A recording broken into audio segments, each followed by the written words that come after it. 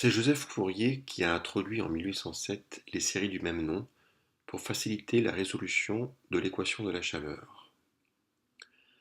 L'idée géniale de Fourier, c'est de montrer comment l'on peut décomposer une fonction périodique quelconque en une somme potentiellement infinie de fonctions sinusoïdales élémentaires de pulsations différentes. Les différents outils de l'analyse de Fourier sont aujourd'hui utilisés dans des domaines extrêmement variés: résolution d'équations différentielles, analyse et traitement de signaux, statistiques, théorie des nombres, cryptographie, etc. Le but de cette vidéo est, par l'illustration, de donner l'intuition de la façon dont ces outils fonctionnent.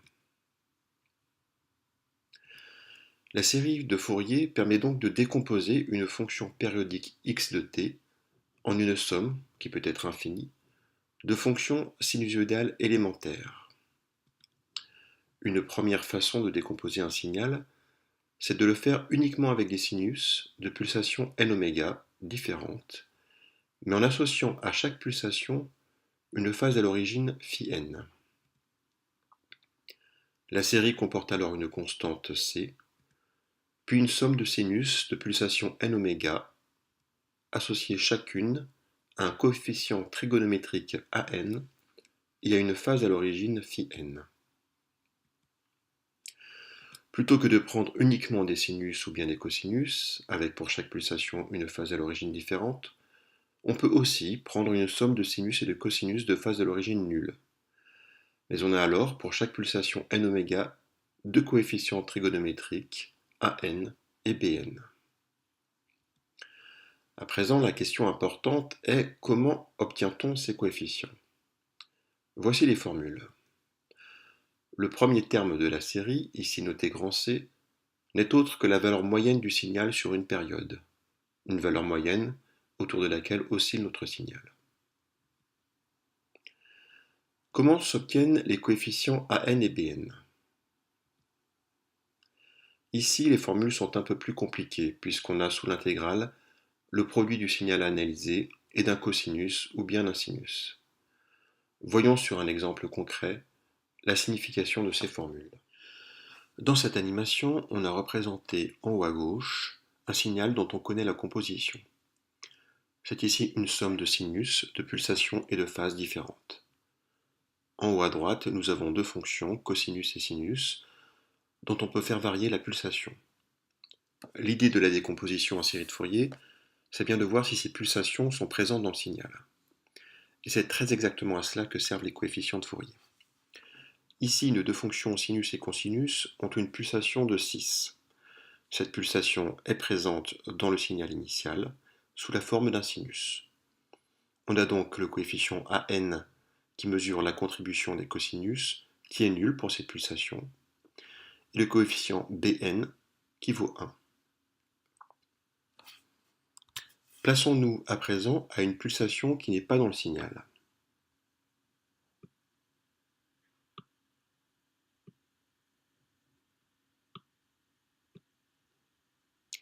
Nous laissons au signal le temps de parcourir une période pour que les valeurs des coefficients se stabilisent.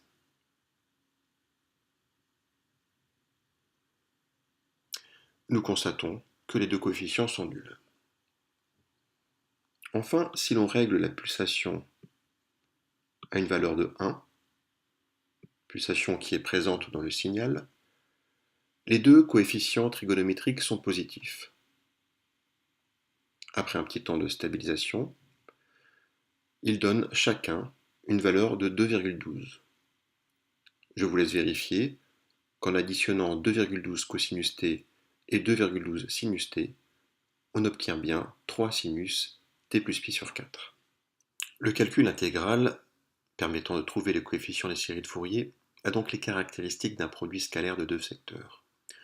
Deux fonctions cosinus de fréquences différentes, comme ici, sont comme deux vecteurs qui seraient toujours orthogonaux, et dont le produit scalaire est nul. Deux fonctions cosinus de même fréquence, même si l'amplitude n'est pas la même, sont comme deux vecteurs qui font un angle qui dépend de différence de phase à l'origine. Si cette différence de phase est nulle, comme ici, C'est comme si les vecteurs étaient collinaires et pointaient dans la même direction. Si cette différence de phase vaut plus ou moins π sur 2, c'est comme si les vecteurs étaient orthogonaux. Enfin, si cette différence est de plus ou moins π, c'est comme si les vecteurs étaient collinéaires, mais pointaient dans deux directions opposées. Une autre façon d'écrire la série de Fourier de la fonction x de t est de recourir aux exponentielles complexes. Elles sont de la forme exponentielle de in oméga t. On remarque que la somme s'étend cette fois de n égale moins l'infini à n égale plus l'infini. Les coefficients Cn sont eux-mêmes complexes, et de ce fait, ils contiennent à la fois l'information sur l'amplitude et sur la phase de la pulsation n-ω qui contribue au signal analysé. On remarque aussi que le facteur devant l'intégrale est 1 sur t et non pas 2 sur t, comme pour les coefficients trigonométriques. On remarque que l'on intègre entre moins t sur 2 et t sur 2, et que sous l'intégrale, on prend le complexe conjugué de l'exponentielle in oméga t, soit exponentielle de moins in oméga t. Cette animation permet de se remémorer ce qu'est une fonction exponentielle complexe. Nous voyons qu'il s'agit d'une fonction qui parcourt un cercle dans le plan complexe avec sa partie réelle et sa partie imaginaire. Et nous voyons également que si l'on projette cette fonction sur l'axe imaginaire, nous retrouvons la fonction sinus, et que si l'on projette cette fonction sur l'axe réel, nous retrouvons notre fonction cosinus. Nous pouvons à présent reprendre l'exercice de décomposition de tout à l'heure à l'aide des exponentielles complexes. Nous avons ainsi représenté dans le plan complexe la fonction exponentielle int dont nous pouvons faire varier la pulsation. Ici, avec une pulsation de 6, la partie réelle de Cn est nulle, mais sa partie imaginaire vaut 0,5. On pourrait s'attendre à trouver 1. Mais en fait, pour retrouver un sinus 6t, il nous faut soustraire à notre exponentielle complexe une autre exponentielle complexe de pulsation opposée. C'est la fameuse formule d'Euler pour les sinus. Nous voyons que nous pouvons retrouver notre coefficient Bn pour les sinus avec la formule ICN moins C moins N. Et nous retrouvons bien 1, comme tout à l'heure.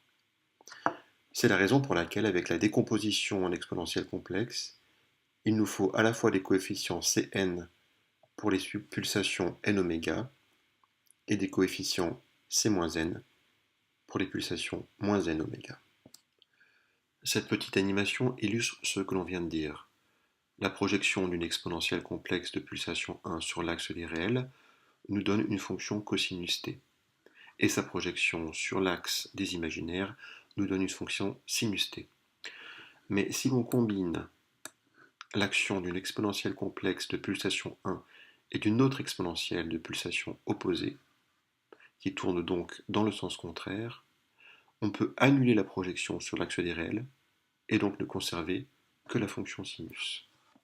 C'est bien joli tout ça, mais vous allez me dire, c'était facile puisque la fonction à analyser était précisément constituée d'une somme de fonctions sinus et cosinus. La magie des séries de Fourier, c'est que la décomposition reste possible pour toute fonction périodique, à condition qu'elle soit intégrable sur sa période. Soit le signal carré est représenté à gauche. On s'aperçoit qu'il est impair, donc qu'il se décomposera en une somme de sinus. Lorsqu'on applique à ce signal les formules présentées juste avant pour calculer les coefficients des séries de Fourier, on obtient la série suivante. Cette série, dans laquelle seules des pulsations impaires sont présentes, permet de reconstituer le spectre en fréquence ou en pulsation du signal. Le voici représenté ici. Ce spectre nous indique donc les fréquences présentes dans le signal et la contribution de chacune d'entre elles à ce signal. Avec cette animation, nous voulons montrer que l'on peut reconstituer le signal carré précédent en nous aidant des séries de Fourier. Avec ce simple cercle, nous pouvons déjà, nous le voyons, représenter une fonction sinus. Il suffit de prendre l'ordonnée du point qui parcourt le cercle. Maintenant, Sinon, prenons la valeur des coefficients des séries de Fourier, nous allons pouvoir rajouter des cercles dont la taille et la fréquence nous sont donnés par la décomposition en série de Fourier. Nous voyons déjà un premier cercle ajouté, puis un deuxième, etc.